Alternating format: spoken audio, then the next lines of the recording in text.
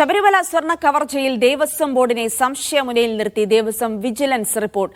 ദ്വാരപാലക ശില്പപാളികൾ നിയമവിരുദ്ധമായി ഉണ്ണികൃഷ്ണൻ പോറ്റി പുറത്തു കൊണ്ടുപോയത് ദേവസ്വം ബോർഡിന്റെ വീഴ്ചയാണെന്ന് റിപ്പോർട്ടിൽ പറയുന്നു. ബോർഡിനെതിരെ തുടർ നടപടി വേണമെന്ന് ശുപാർശ ചെയ്യുന്ന റിപ്പോർട്ടിന്റെ പകർപ്പ് മീഡിയ വണ്ണിന്. ശബരിമല സ്വർണ്ണക്കവർച്ച അന്വേഷിച്ച ദേവസ്വം വിജിലൻസ് SP സുനിൽകുമാർ ഹൈക്കോടതിയിൽ സമർപ്പിച്ച റിപ്പോർട്ടിലാണ് ഗുരുതര കണ്ടെത്തലുകൾ. ദ്വാരപാലക ശില്പപാളികൾ ഉണ്ണികൃഷ്ണൻ പോറ്റി പുറത്തു കൊണ്ടുപോയത് ട്രാവൻകൂർ ദേവസ്വം മാനുവലിന് എതിരാണ്. എന്നാൽ അത് കേവലം ഉദ്യോഗസ്ഥ വീഴ്ചയായി മാത്രം വ്യാഖ്യാനിക്കാനാവില്ല.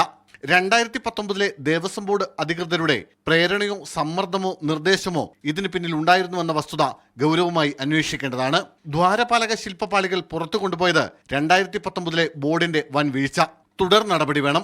2019 ജൂലൈ 20 ഉണ്ണികൃഷ്ണൻ പോറ്റി ശബരിമലയിൽ നിന്ന് കൊണ്ടുപോയ ദ്വാരപാലക ശില്പപാളികൾ 49 ദിവസം കഴിഞ്ഞാണ് തിരികെ എത്തിച്ചത്.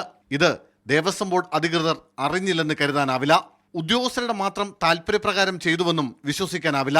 മുൻ അഡ്മിനിസ്ട്രേറ്റീവ് ഓഫീസർ മുരാരി ബാബു അടക്കമുള്ള ഉദ്യോഗസ്ഥർക്കെതിരെയും റിപ്പോർട്ടിൽ രൂക്ഷ വിമർശനമുണ്ട്. ഈ റിപ്പോർട്ടിന്റെ അടിസ്ഥാനത്തിലാണ് പ്രത്യേക അന്വേഷണ സംഘം 2019 ദേവസ്വം ബോർഡിനെ കൂടി FIR-ൽ പ്രതി ചേർത്തതെന്നാണ് നിഗമനം.